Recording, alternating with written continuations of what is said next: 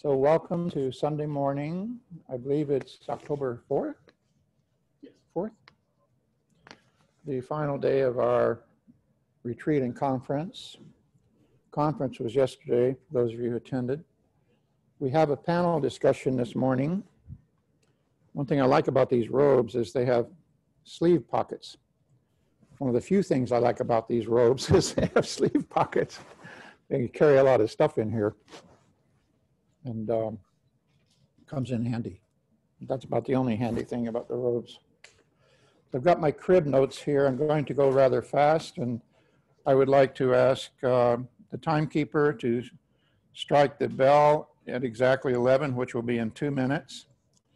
And then every 5 minutes thereafter until 12, which will be 13 bells, counting the first one. On the 12th bell, which is 5 minutes till, do a roll down so that we know that's our 5-minute warning. Okay.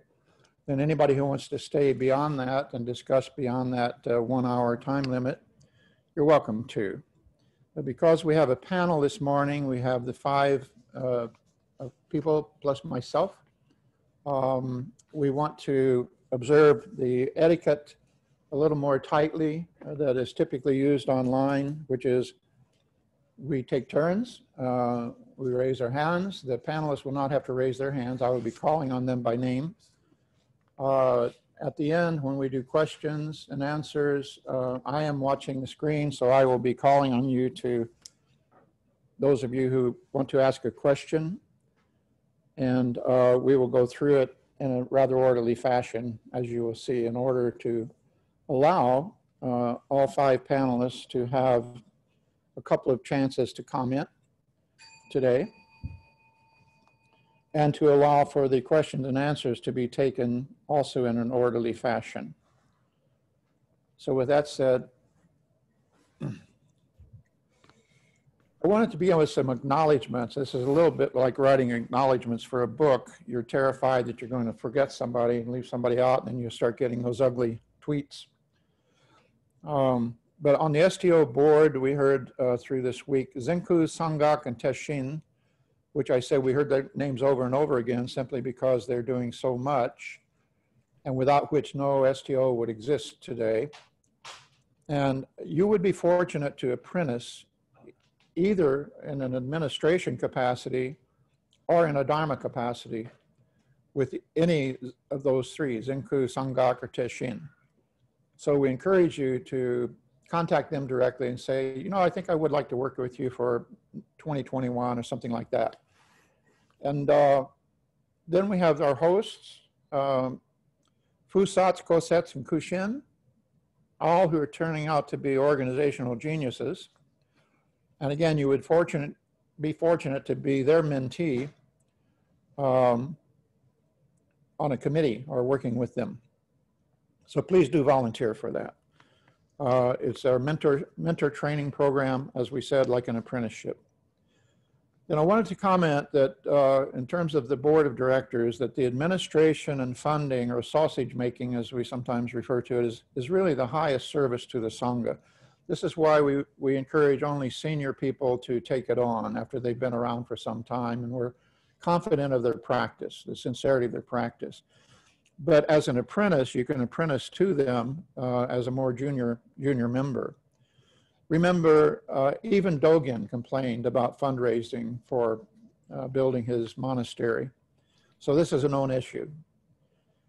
And last and not least of all, I'd like to mention my wife, Diane, who does all of our bookkeeping and has for years, and was there in the beginning in 1977 when we incorporated ASC, and without whom there would be no ASCC today. Take my word for it, I would not have done it alone. Now, this week's speakers, we want to give a nod to as well. Zinku kicked us off on Tuesday night, and Wednesday we had Segets, Myosho, and Sanki. Tuesday, Kuwasan, Kosets, and Kanzan, and or rather Thursday. And Friday we had Mokyo, Fusats, and Sangak. And Saturday, Chisiki gave his talk in the morning, and then we had the conference, and then I gave a talk in the evening. So today we'll have Ji Kai. She is a practice leader at our Chattanooga affiliate. Kushin, who, as most of us already know, is in in Montana and is primarily associated with the mountains in there. Shenzhen, who is here and in your face, and is our co-abbot here in Atlanta now, and will be responding hopefully. Teshin is in Nova Scotia, our Halifax branch there. And last but not least, again, Ungan is in our Jacksonville affiliate. So those are alphabetical, JKSTU, Jikai, Kushin, Shenzhen, Teshin, Ungan. Again, we're going to do 12 5-minute rounds. This introduction will run about 5 minutes, and then I will begin interviewing those 5, beginning with Jikai. So Jikai, listen up, get ready. 5-minute rounds to allow us 12 total rounds through the conversation, including the first round where I'm going to interview them, and the second round we'll take questions for each of them from you. And each person will be allowed only one question. That is, each of the 5 will be allowed one question from one person, and then we go on to another person. We don't want you to try to ask a second question, but give everybody else online the opportunity to ask a question. So if you get to ask a question, just ask the one and let it go at that, in respect of time and the interests of others. So I wanted to make a few starter comments from my perspective. Last night when I came back for my 7 o'clock talk, I drove up Highland Avenue Saturday night. It was full of maskless people congregating on the streets and in the bars and clubs. So let me finish this remark. So it came to me, so we're cutting into Jikai's time. You can't fix stupid, but COVID can. So we talked about vulnerability all week, and my talk last night, the main point was we're facing vulnerability on all levels of social, natural. COVID comes from the natural sphere, even the universal sphere. So these folks, from my perspective, are sadly and ignorantly self-selecting for extinction, like a bunch of lemmings going over the cliff together. From my perspective, what it's like for us is a little bit like defensive driving. On the expressway, as Chi was talking about, we consider ourselves better than an average driver, but we're vulnerable to the worst driver on the expressway who may crash into somebody, and the snow pileups we see every winter now are getting bigger and bigger, where unless there's 24 cars in the pileup, it's not really even newsworthy, cars and trucks and so forth.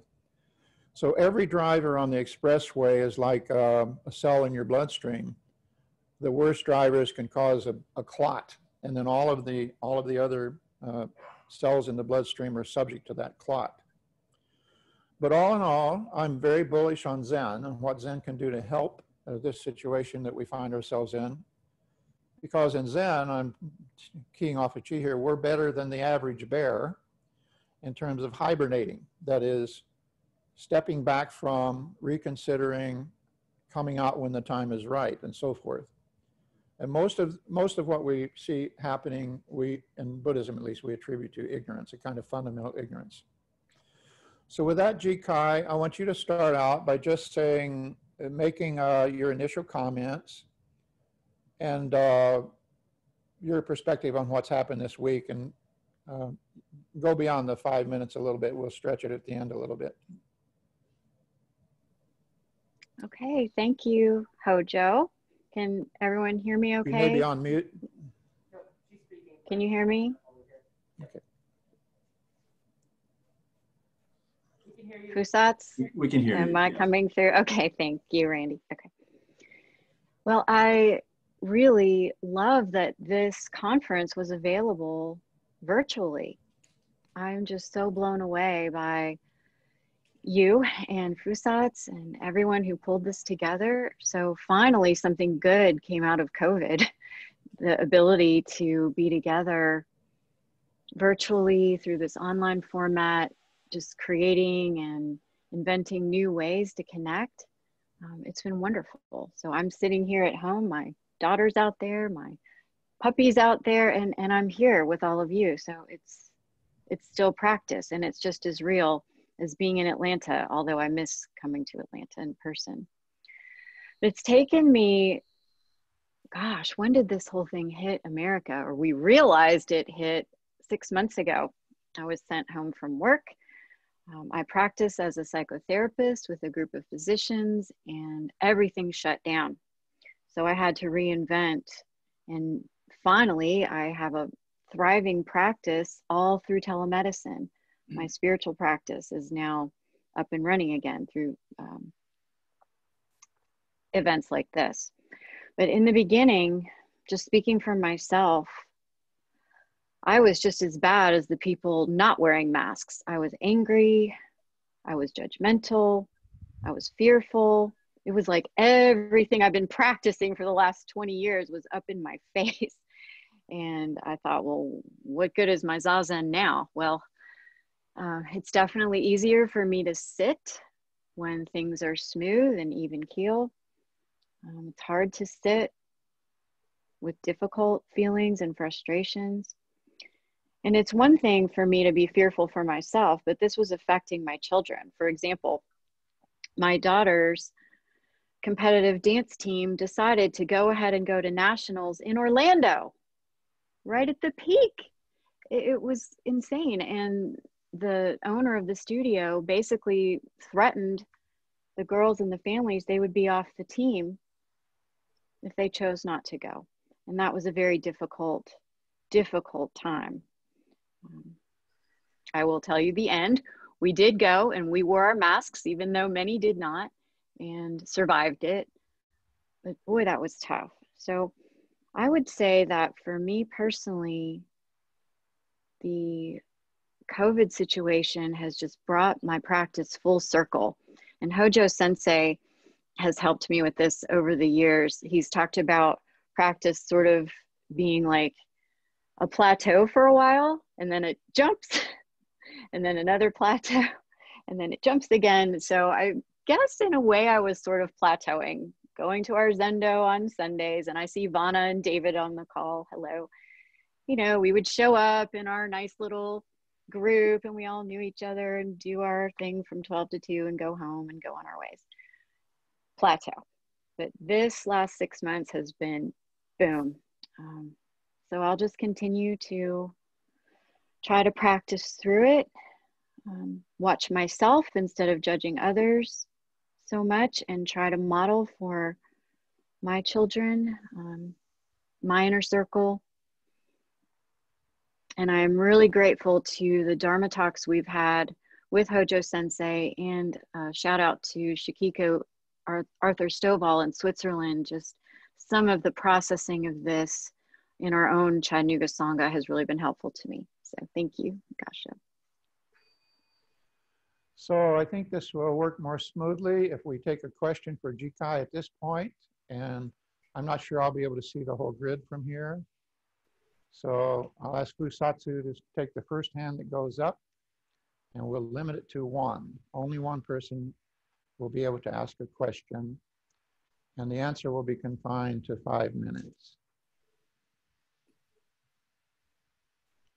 We can't see you all yet. There we go. Now we can see everybody. Did I see a hand go up? Did we see a hand? I haven't seen any takers yet. Okay. Okay. Let's go with the first one. Time is running out. Yes. Sangha.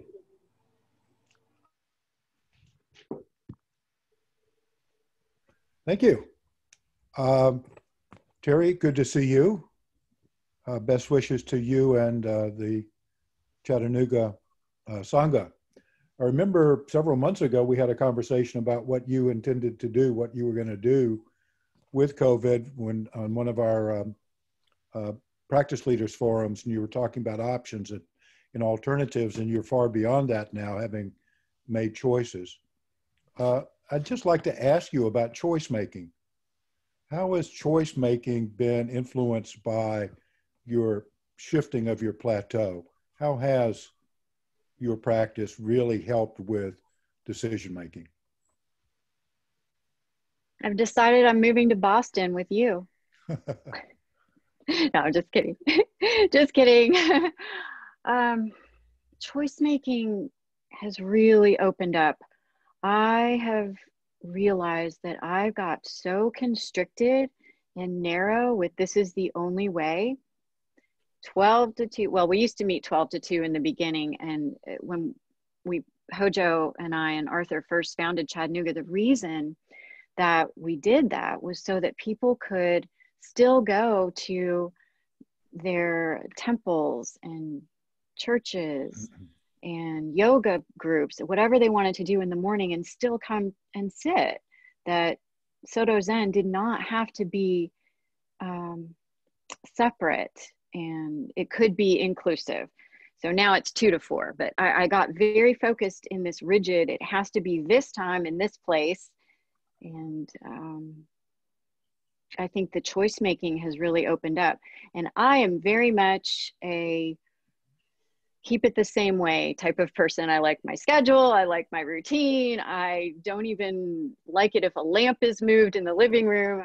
Who moved the lamp? And so I am just very structured. That's my personality type. So this has been a big step in my practice to open up, to work with being more flexible.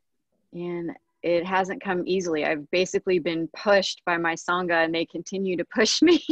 Could we do this? Could we do that? And Hojo's pushing me, and you've pushed me. And so sometimes it feels to me like practice isn't just, oh, I think I'll sit and see what comes. It's literally, there's something pushing me. The Buddha mind is pushing me to wake up a little more and a little more and a little more. So each time I do that, wonderful new possibilities tend to come. So it's not necessarily a bad thing, but change is hard for me. And so I would say that I'm really working a lot with change and being more open with choice making. So thank you for your question. Okay, let's move on to Kushin. And Kushin, we got to know you a little bit during this week, better than we had. But again, the same prompt to you. What would you like to say? And maybe there's something that we don't know about you that you would like to share, something like that. Gasho, can everybody hear me okay? Yes. Thank you. I wasn't sure what we were going to do today, so I'm going to try to put probably 10 minutes into a short 5, see how well I can do this.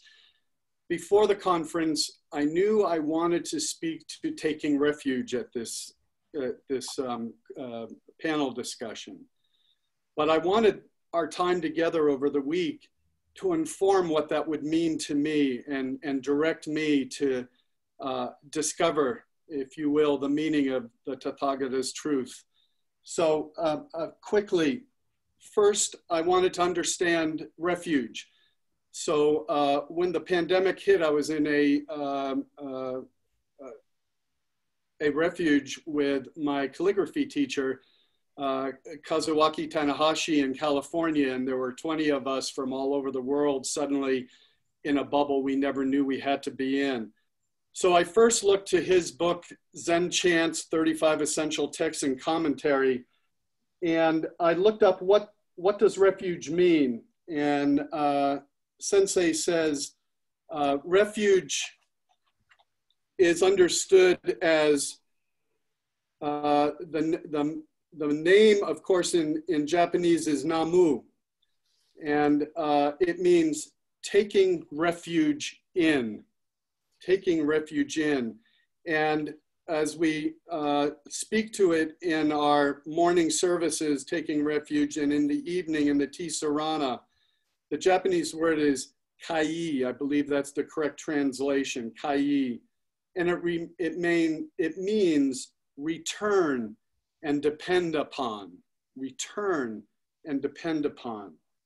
So I chose to look at what that means in the Buddha, the Dharma, and the Sangha.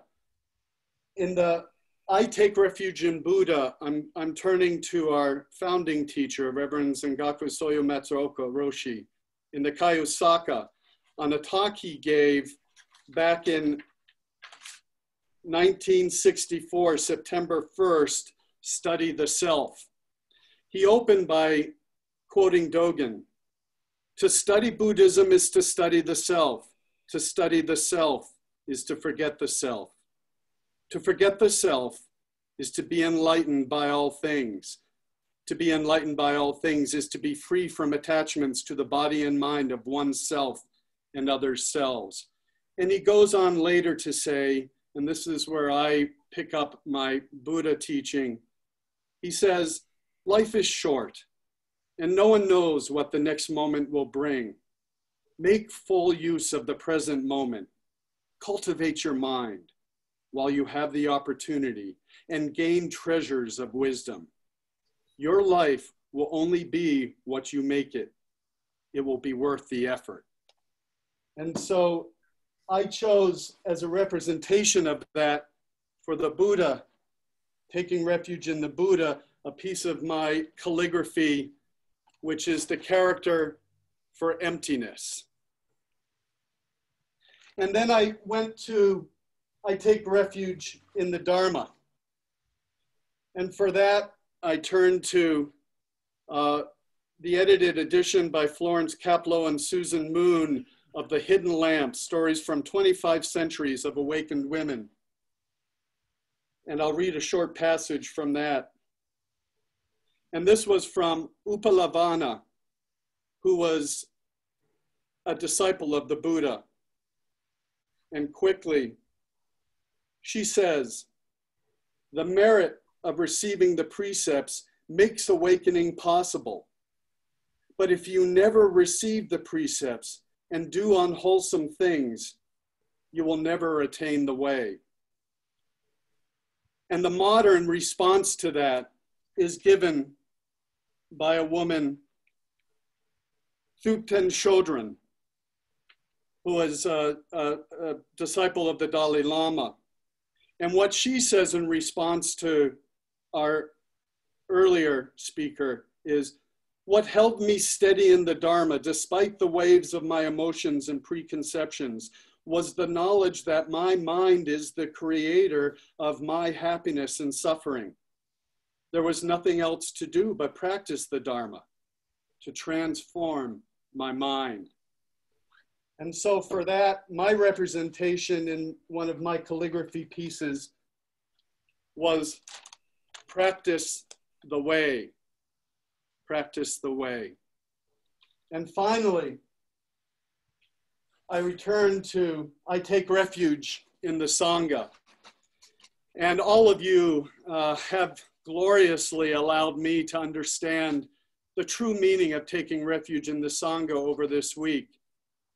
And this retreat has awakened me to the true love of the Sangha, strength of the Sangha, skills of the Sangha, creativity of the Sangha, the commitment of the Sangha, and the thusness of the Sangha.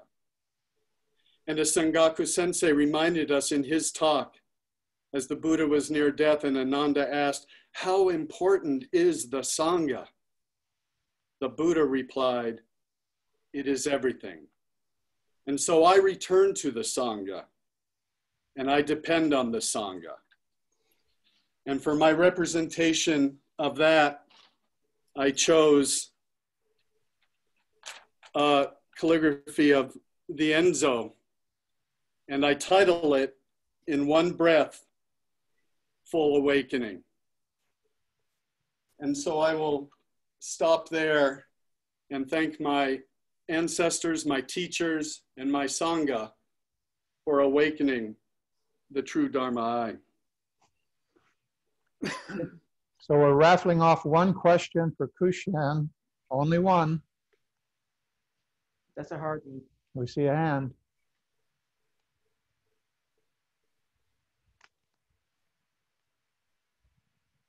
Don't make me ask him a question. No, I don't have a question, Kushin. This is Fusatsu, but I have a comment. Thank you for your Dharma Brotherhood, your support. I just wanted to, again, say a gratitude because Kushin, when we outreached for the last 2 brown robe ceremonies, so graciously created for the calligraphy for the community to represent the Sangha to our to our new brown robes. So Kushin, thank you for your practice. Thank you for your wisdom. Thank you for your spirit of as a Dharma brother and as a Sangha supporter. Gotcha. There's a question in there somewhere, and the question is, how are you going to top this next year? Well, thank you for that question, Sensei. I don't need to top anything because my Sangha is going to provide all the information and wherewithal to keep my path strong, keep my mind bright, and keep my voice humble. Getting a lot of Bronx cheers in the room here. Good answer. Good answer. Okay, moving on. Next, we have Shinjen, who's sitting next to me. And so we will not talk toward each other, but toward the camera.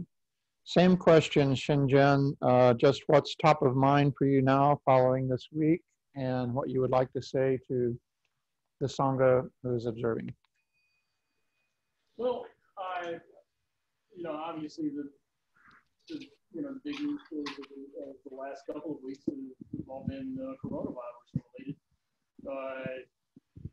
Yeah, I think one of the interesting things is that anybody with a background in public health could have predicted this. We've all known this was coming for a certain amount of time. I think that we got lucky in terms of the range of symptoms. I mean, it could have been so much worse. It could have had the ease of transmission of COVID, but it could have had the health effects of Ebola or Marfan's fever. So, all of our behavior toward it, the masks, social distancing, the quarantining, these are all adaptations to the new world. And one of the interesting things that's happened, and I've said this a few times in here, with the way that we live, this generation that we're in right now, it's the first time in human history that every human being is in contact with every other human being on the planet. There's no such thing as isolation anymore, and that's what's always kept epidemics from becoming pandemics in the past. So we have entered the age of pandemics, and it's here to stay. COVID's not going to be the last one. So look at all of the things we've done as adaptations in terms of skill and behavior. So my prediction, and my academic background is in public health, we're going to need this all again. And keep your masks, keep your Zoom skills sharp, because this isn't the last one we're going to see in our lifetimes. The other thing that I would posit is that sin itself is an adaptation. Events like this throw us all into psychological and emotional turmoil, and one of the best ways to deal with that is the practice of Zen. So it's adaptive to situations like this, and I really feel like, for me personally, that being able to be here, even though it's definitely modified from what it was, has really helped me cope. Being able to sit at home, being able to be in contact with members of my Sangha, have personally helped me cope. And I look around the room, and I would guess that that's been a similar experience for everybody here. That Zen has really helped, and so we need to do what we can to keep our Sanghas together, keep our practice together, and maybe even propagate Zen. It could help more people as we get through this. So time for one penetrating question for Shinjen. There's a hand.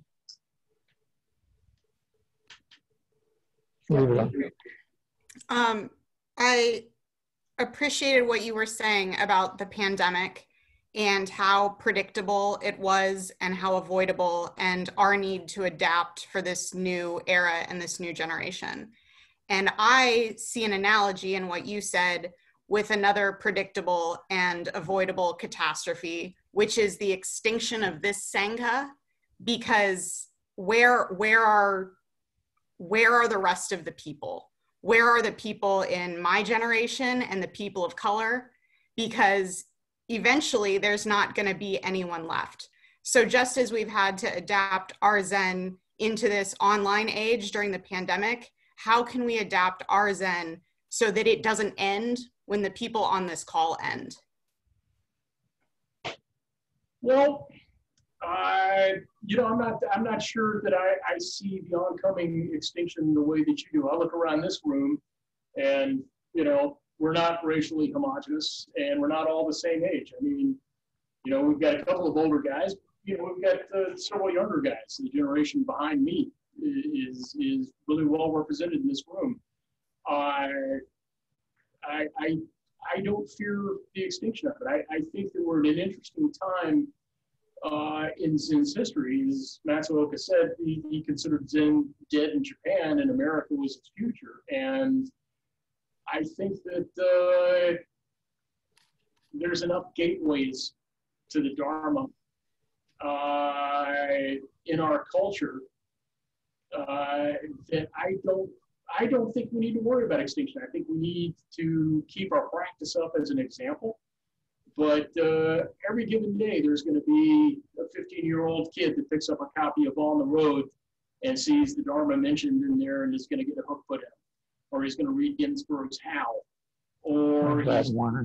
Yeah, Brad Warner. He's going to read Brad Warner. He's going to listen to a punk band like NoFX. And I just think that that's one of the things that's happened in America is that because of the people who have practiced, being a little bit more ecumenical, a little bit more centered around the arts maybe than what we saw traditionally in Japan. I think that there's always going to be people getting interested in the Dharma. And, as long as I've taught beginners here, for every 1,000 people that come through on a Wednesday night for a beginner's class, we might wind up with one lifer. But, we just keep presenting the Dharma to all those beginners, and hopefully that represents more and more lifers. But yeah, I would say we ward off extinction by continuing to practice. I would just add to that, we turn a push into a pull. You can't really push Zen down people's throats any more than you can push a string up a hill. Okay, so one more, Teshin. Teshin has been online, so some of us have gotten to know him a little better. But Teshin, please pick up your mic and give us your best shot. Is the volume suitable? I'm doing too. Yep. Okay. In speaking with my older sister, who lives in the Adirondack Mountains where we grew up, and asking her, how are things going? She goes, well, it's not much different than it always is. I don't see very many people up here on the mountain before, and I don't see very many people up here on the mountain now. So for her, there's not a huge change, which is something for her to say because we're pretty sure that she had it. She came down with flu-like thing that made her exceeding sicker than any of us have ever seen her. And she has some of the after effects that they're describing. And my life, like hers, is similar in that I spend a fair amount of time alone. So I'm not being denied opportunity to see the people that I need to see or want to see. My family I can see through Zoom and Skype. And so I'm not suffering much in that way. In listening to, I think this response is supposed to be about the retreat as well as what's going on in the world in general. We had a hurricane come roaring into, I think the center hit about 50 kilometers east of here, Hurricane Teddy. I don't know who names a Hurricane Teddy. Theodore maybe is a little more solemn and for a hurricane. So we have all the standard stuff that you are all experiencing down there. And my children, my daughter is a obstetrician and gynecologist, and is in her work, one of her mentors said to her once, I always bring an extra set of underwear to these operations. referring to the messiness of it. My oldest son is at UCLA doing neurological research. It's the fires and protests and riots and National Guard and everything else. My youngest son and his girlfriend from Zimbabwe are in Vancouver and considering, because of their jobs, moving down to Seattle. So my family is sort of intimately reflects to me everything that's going on worldwide right now. In the discussions that took place during the retreat, one of the things that came up again and again was dealing with anxiety and dealing with personal doubt and all of the other things that we deal with mentally. And Abbott Elliston has a great graphic where it shows Zen as a mountain, and the Sangha portion of practice is shown as the lowlands at the foot of the mountain, the foothills. And then the Dharma, our interaction with the Dharma is shown as the steeper part, the sides of the mountain. And then our interaction with Buddha is shown as the peak or the summit of the mountain. So, and there's been a bit of discussion of stillness, observing silence. And in the short instruction on Zazen that I gave, I said if you look at our the skandhas, form, sensation, perception, formation or intention, it's also referred to, and consciousness. Consciousness, if we think of as our thinking mind, if a person is feeling anxiety and they're running through ruminating in their mind again and again on the same thing, the scientists have shown very clearly that it just aggravates the problem. It keeps the blood pressure elevated. The chemicals you don't want in your system tend to stay elevated. The other ones you do want in your system tend to stay diminished. And so in our Zen practice, when we sit down and we set aside, as Master Dogen recommends, all everyday concerns, that includes setting down our tendency to rely upon thinking. So if you set that down, and again, it's not easy because it comes up again and again, but if we set it down and say, oh, it's just thinking, then all of a sudden its power over us, in a sense to torture us, is diminished.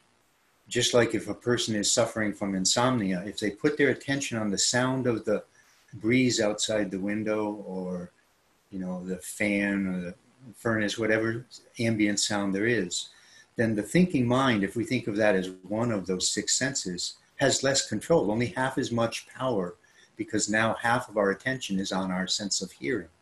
If we put part of our attention on our feeling of our weight down on the mattress in the bed, now this thinking only has 1/3 the power it had before. So that's what comes to mind in thinking and considering what's gone on in this retreat, is that we have this ability with our Zazen practice to put our attention where we want it for as long as we want it there. We can put our attention on hearing. We can put our attention on thinking when it's time to think and do planning and lists and whatever.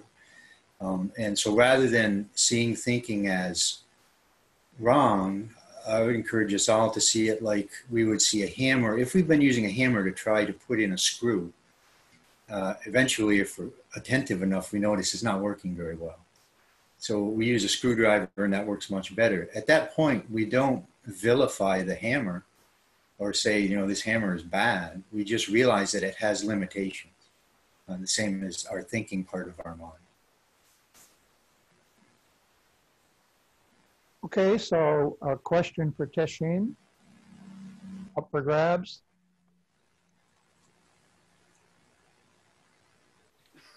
There shouldn't be any questions. I made it clear. I saw JP's hand go up. Thank you for the clarity. I find that it resonates with a number of the studies and reading that I've been doing. What are the signals you pay attention to in your body to better redirect your thinking? I pay attention to whatever comes forward. So as Abbott Ellison has said in his talk last night or sometime this weekend, if you're sitting and say there's intensity, it might be an intensity in the knee if you're sitting cross-legged.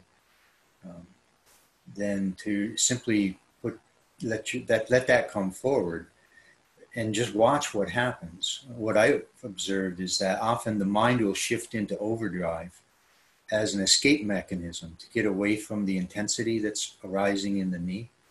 And Abbot Elliston in his talk was saying, whatever Matsuoka would say, feed that intensity into the pit of your stomach, the tanden, like you're feeding a fire. So we don't see intensity necessarily as a bad thing.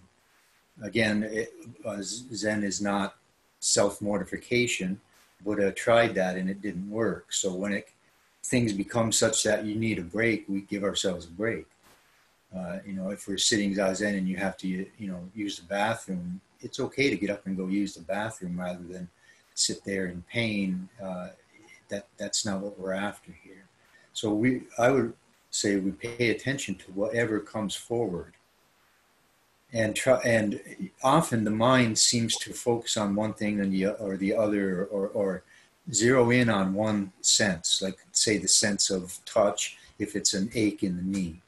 So if we allow ourselves to simply be aware of the sound in the environment, sense of hearing, at the same time that intensity in the knee is still there, or if we are focusing, if there is no ache in the knee, but we're simply focusing on our posture, and we're pulling ourselves up, not feeling, we don't want a posture that's slumped, chin forward, back slumped. We want the back straightened out, the chin pulled back, the crown of the head pushed up toward the ceiling as if we're hanging by a string from that point. So the sensation is one of upright awareness.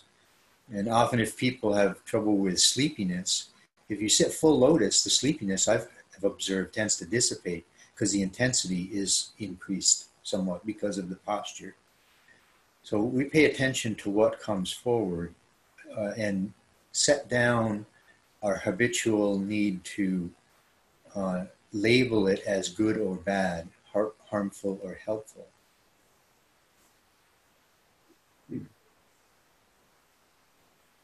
Okay, so again, and all these dialogues are very brief, very pointed, maybe unsatisfactory, but you can always follow up with Teshin or any of the others by email, have a follow-up dialogue, which we encourage.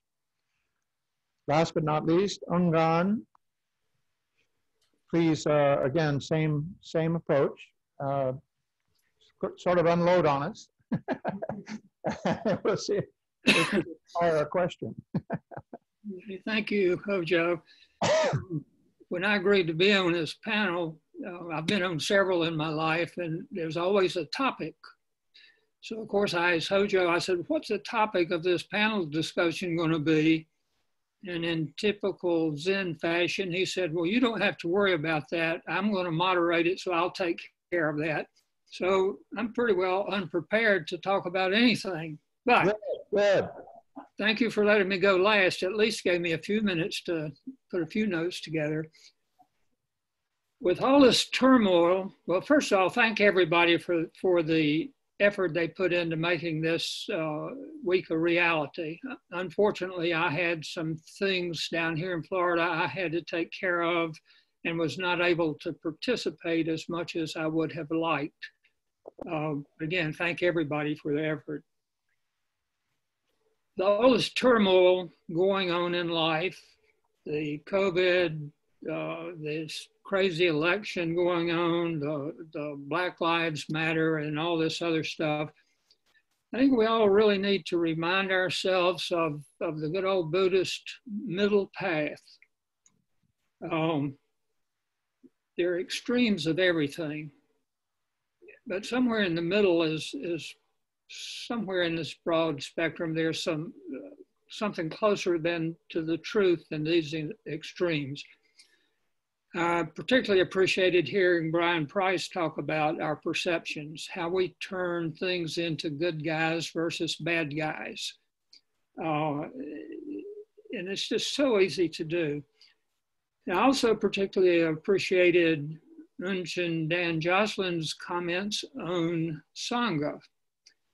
So what do we do when we have all this turmoil going on? We try to remind ourselves to walk this middle path, but how do you go about that? And one of the big answers that's made an impact on me is the refuge, not just as a place, but as a mental place and as a social place.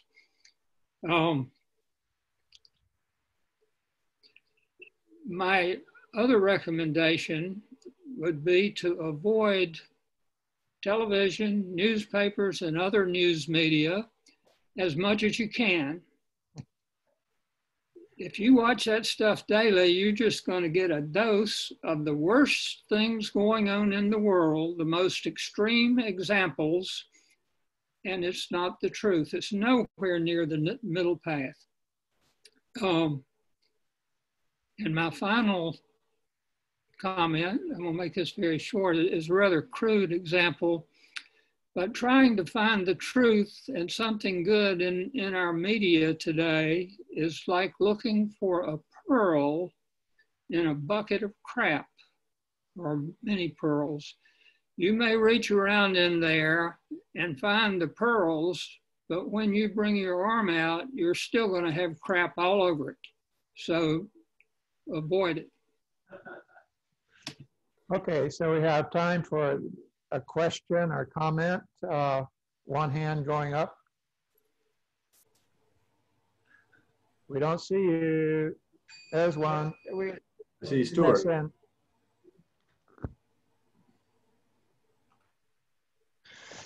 So my question is, I think part of what is happening is we're being confronted with the sort of in our face destruction of our illusion that our American, or whatever you want to call it, middle class way of life is being threatened.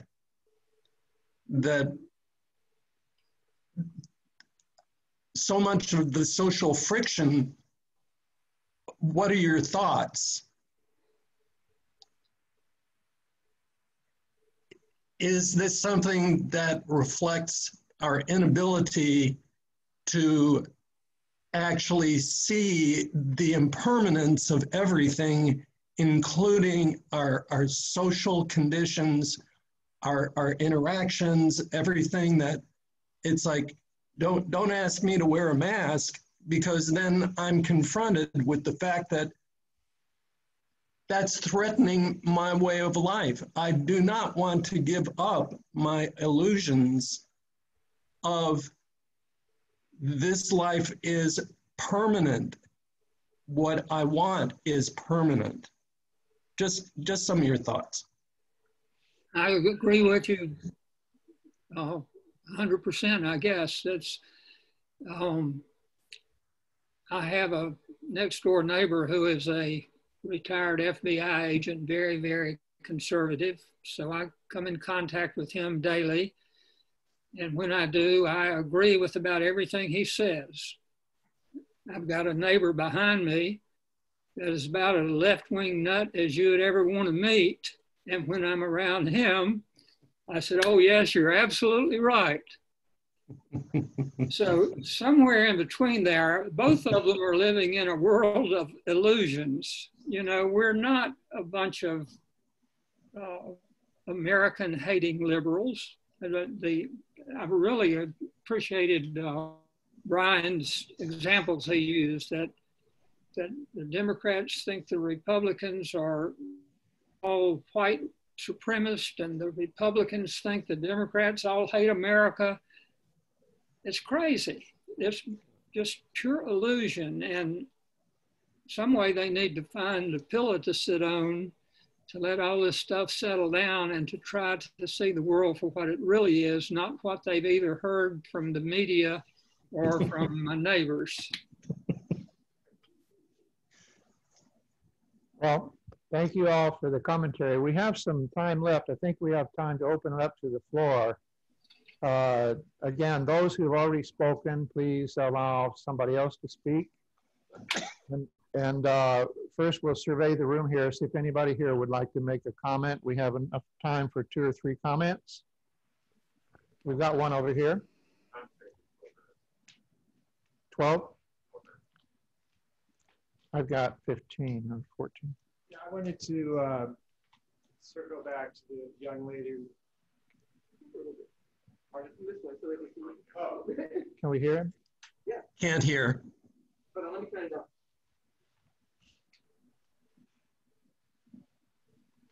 How about now? Can you hear me? Yes. Step in closer, Joe. I wanted to circle back to the young lady who asked a question about the extinction of the Sangha.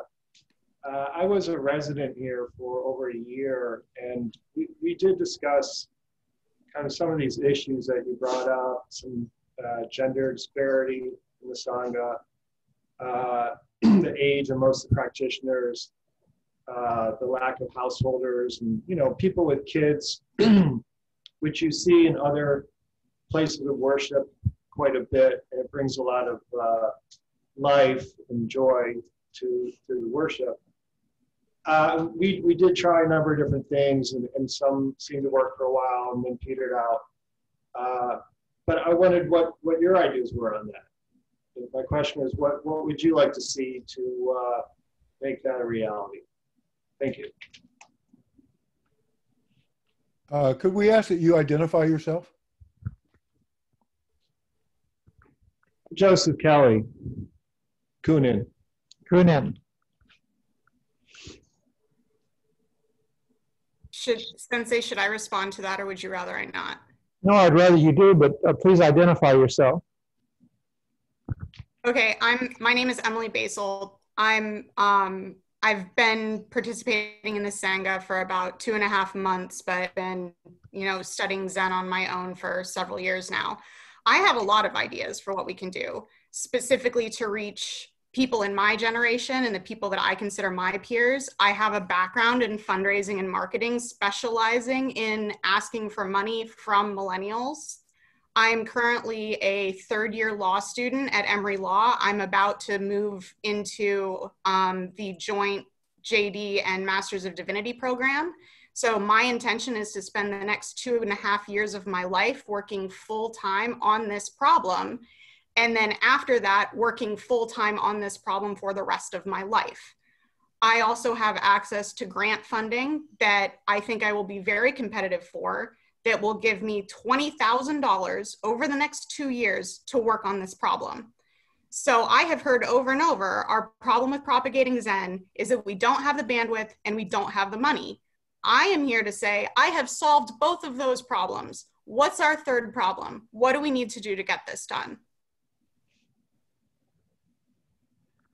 Zen needs you. I am here. I am here. But I can't do this on my own. Please, somebody tell me what I need to do next to make this happen, because I am committed to doing it until it gets done. Have you had the conversation with Yusen that I suggested you guys have? Yusen, you in?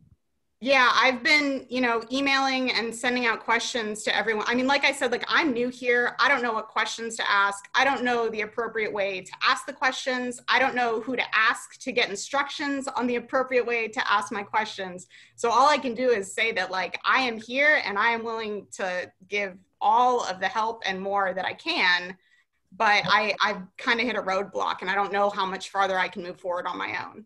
You're welcome, and you can join our board meetings, and you and I should continue our dialogue, our weekly dialogues that we've been having, and we'll work through this in a short order. This is the kind of problem we want. Yes. Okay, we have time for what? Maybe one more, maybe 2, to brief. Anybody who has not spoken up, don't be shy. Can I just ask John Ross? He's a kind of like a Sangha brother from another lineage, and he was participating in our conference and retreat this week. maybe we have some opportunities to partner across Sanghas, because he brought and gave a lot of information on how he's been able to engage as well. So maybe we can continue our conversation with him too, Sensei. And John is also treasurer fundraiser for Richmond Zen Center, so he would be part of the mix with you and Yusen in discussing that issue.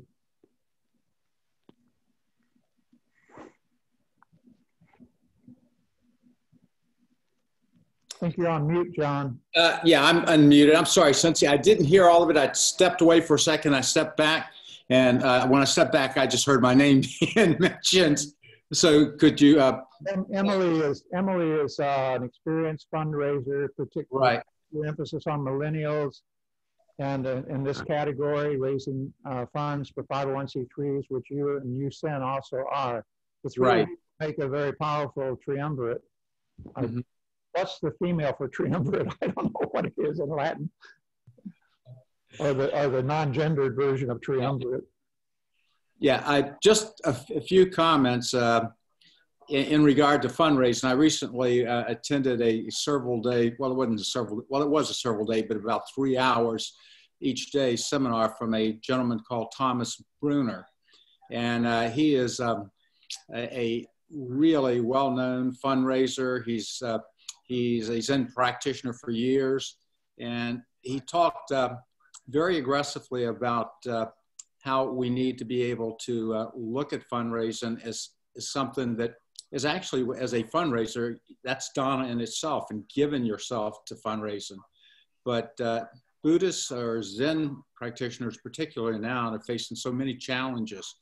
I can just see, like with my own group, we're very fortunate that we have our own temple, but we share it with like 6 other Buddhist groups. So that offsets a lot of our costs. But then again, you have to, like, whenever you start to fundraise, you have to identify like the why. The why basically is, where are we going with this fundraising? What do we need? And from there, you know, and I've heard like some comments made. Emily, you obviously have like a lot of resources, but I think the why is the key thing. And then from there, you look at like your database that you're working with, the group of people that you can potentially fundraise from, and you put together a campaign that makes sense. Typically, the campaign is going to involve different people, and you divide, like if you have a database of where you're going to go after and start to fundraise, you'll take and work together and go on after these like different groups of people that are in the database. That's kind of like, I don't know if that adds anything to it, but I could like talk a lot more about it, but I don't want to go in the wrong direction. Well, we're about out of time, so I suggest we shelve this conversation and table it, and that we get together online as an outside committee and discuss it. So I wanted to thank the participants today, Jikai, Kushin, in particular, Shinjin, Teshin, and Ungan. Thank you for your contributions. I'm sorry that we have to have this accelerated type of format, but again, we invite you to join us online and to establish collaborative relationships with dual pairs, 2 people at a time at a minimum. You can talk to yourself if you want to, but it's usually more productive if you have a sounding board. So that's the model that we've been using to get to where we are today. It's not ideal, as the comedian always says, but you know, I think we're doing pretty good so far, but we can always improve. And so Emily's comments are very welcome, and all of your comments this week. So I'd like to turn it back over to our host. Yes. Again, everyone, thank you so much for your time and attention to the conference. But I wanted to give a special shout out and thank you to Sensei Zenkus Myers for herding all the cats for the conference and the retreat and the emails and everything that came along. Sensei Sengaku, Sensei Teshin, for all of y'all's leadership, Sensei Elliston, your leadership through this process and being open to the dynamic process that has evolved from the Sangha. But I want, Sensei Zenku, would you like to say a few words related to the conference, please, sir? How did you know? Yes, indeed, I would like to say a few words. I think Hojo Sensei said it very well at the beginning of the talk, thanking everyone. I want to double down on all of that. I think everybody has contributed. My expectations were high, but they have been exceeded. So I always feel that that's a good sign. So I want to thank everybody for coming and being a part of this. We will definitely look for feedback from our feedback forms. Please let us know what you think, give us ideas, and we're going to try to improve, do more of this going into next year. And so we're very excited that with the wonderful event that we've been able to put together this year. And of course, special shout out to Fusatsu and Cosette. You guys made it happen. You know, it's very important. It's kind of our old model of we have a lot of content, but how do we bring it, you know, to the table?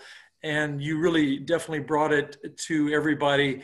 You know, I think we have some fine tuning we can do, but I think we have, this is one fundraising event and activity that we've demonstrated that we can do and we should do more of to help make our centers more vibrant. So I think with that, you know, my subtitle to the talk, the retreat was Sangha Voices Coming Together.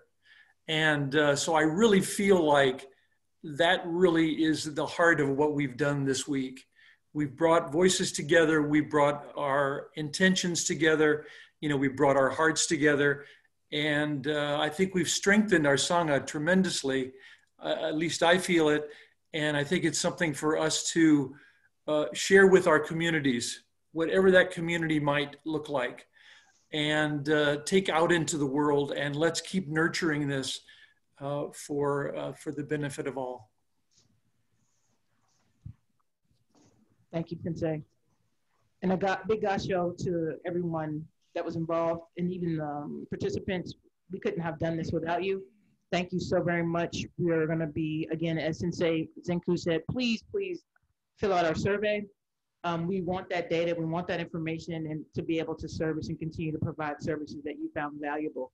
And as I always end things, we are able to do the things that we are able to do. We are able to propagate Zen and the Dharma and support our teachers because of your support. Again, if you find value in that, we again want to say thank you so much to our contributing members. If you're not a contributing member and you found value in what we offer, please consider becoming a member or giving value, added value received. We're so grateful for that. So with that being said, we will go to our closer Dharma voice as we do with everything. We open with our Dharma verse and we'll close with our Dharma verse. Let me do a quick screen share.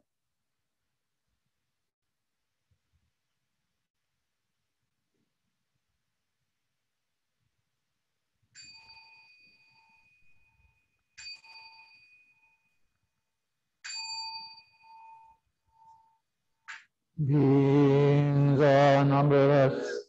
I vow to free them. Illusions are inexhaustible. I vow to end them. Dharma gates are boundless. I vow to enter them. The Buddha way is unsurpassable. I vow to realize it. Beings are numberless. I vow to free them. Delusions are inexhaustible. I vow to end them. Dharma gates are boundless. I vow to enter them. The Buddha way is unsurpassable. I vow to realize it. Beings are numberless. I vow to free them.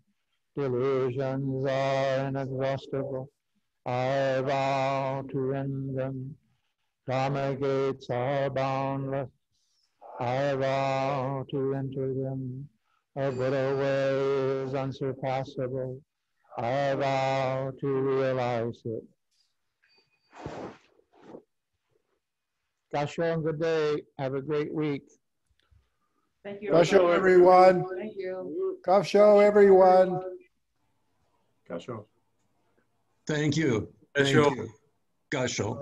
Gasho, Gasho.